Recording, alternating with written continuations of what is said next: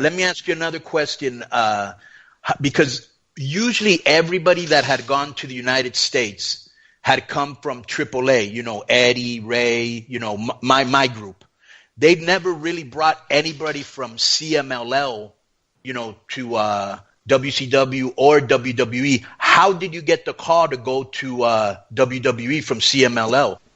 To be honest, it wasn't from CMLL. I was doing a lot of fights, MMA fights in Japan, and also pro wrestling shows in Japan. Right. So in one of those tournaments in Japan for fighting for the company Deep, WWE was touring also at the time, and somebody saw me. Somebody saw me in that fight against Kengo Watanabe.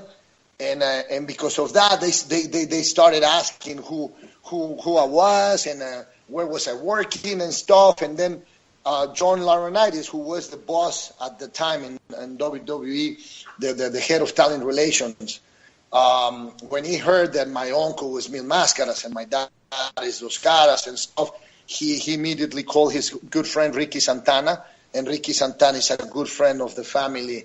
And then he called me, and well, the rest is history. So how was it? How hard was it for you?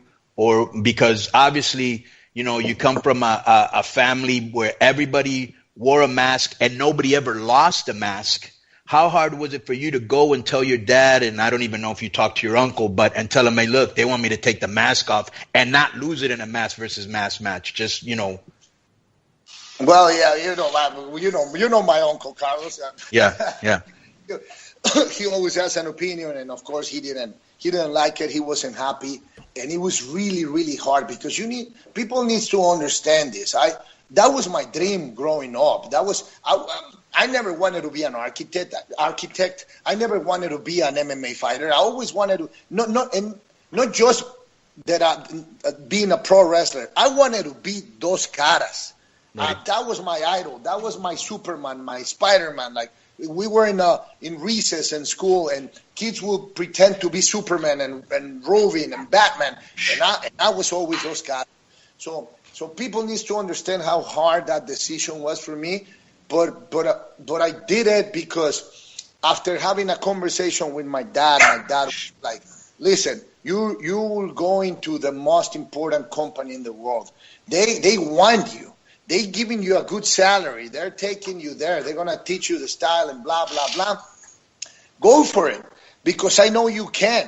Of course, I would love for you to go as Dos Caras Jr., but if destiny, God, is not putting you in that path, follow the path that life and God is giving you and go for it because you have all the talent, all the skills, and I know you're going to make it and you're going to be someone in that company one day. John Laurinaitis called me and said, okay, what if I bring you and put you in one of those tours so you can show them what can you do?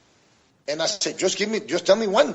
Just tell me when. Give me 1 week, one tour, and I'll show everyone what I can do. And he did. He put me in the European tour, that long one, 2 weeks in Europe, and I worked everyone, Christian, Chavito, MVP, like everyone, Matt Hardy. And after 5 days, I remember Cena and Randy coming to me, and they were like, man, with all honesty, we don't know anything about Mexican wrestling, but you're good, man. Now that we know you can work, we're gonna keep an eye on you. So it took me 4 days to make WWE open their eyes about who I was or who I am. Okay, and did you understand, Alberto, at that time? I don't know how much of the history you knew of, Latinos weren't used right, or like when the Mexicos came out, with the lawnmowers and, just even Eddie was lie, cheat, and steal. Like you were the first Latino where they kind of had in a positive light, like an aristocrat. You know what I'm saying? Yeah, but I didn't know anything about it, okay. My friend, amigo. Yeah. Because I would be lying if I say that I was always a fan of WWE or that my dream was to ever go into WWE, because he wasn't. And you know right. this, Carlos, because you've known me since I was a little kid. Yeah. And I always wanted to be those caras and wrestle in El Toreo. El Toreo was this huge place, a bullfighting arena where my dad and my uncle and many Carlos and many other wrestlers used to perform years ago. That was my dream. We didn't even get WWE in Mexico. Right, or WCW. Yeah. Or WCW when I was growing up. So, of course, I knew Hogan and Austin and Andrew the Giant, Macho Man, because they were the Funks, because they were wrestling against my dad and my uncle in Japan. That's why I knew who they were, who they are. But I was never a big fan of or a fan of WWE. So I didn't know anything about it. When they hired me and they put me in the main roster, all I saw was an opportunity. And yes, people will come to me and they would tell me all the things that you just mentioned, Carlos. Yeah. And of course, I felt blessed. But again, all of that happened because Johnny Ace was supporting me, and he was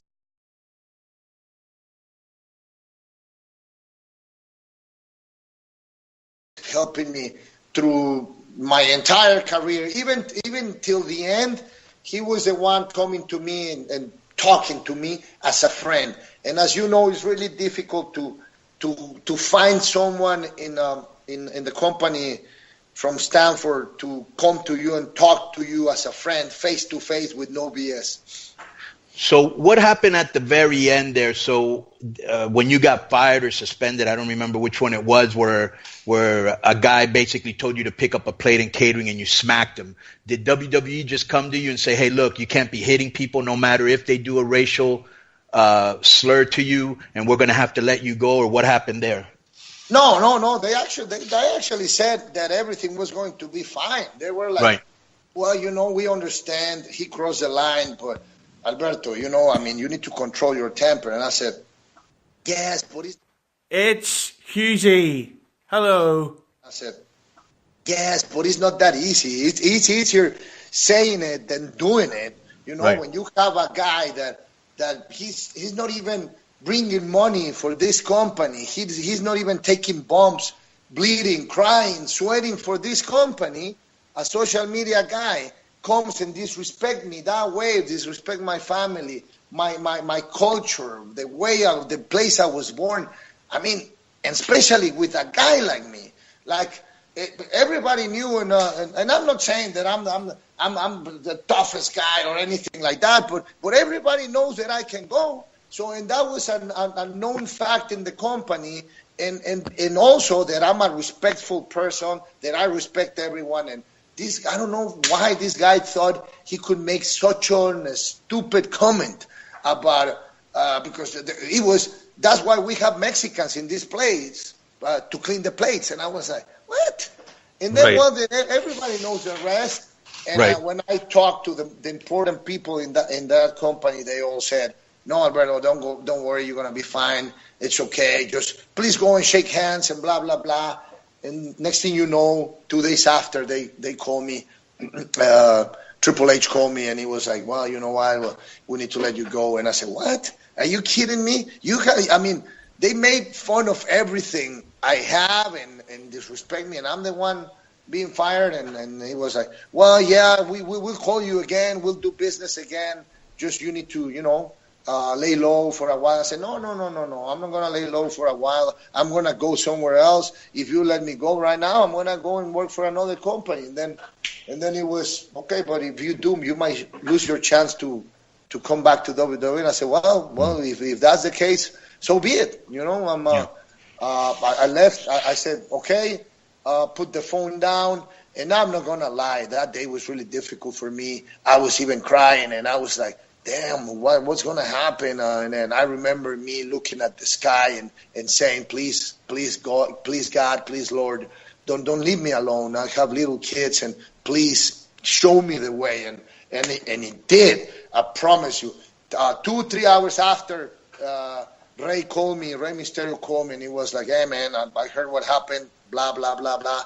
But take this guy from Mexico is going to call you. He's working with Conan, and they have an interesting offer for you. It involves money. And I was like, what?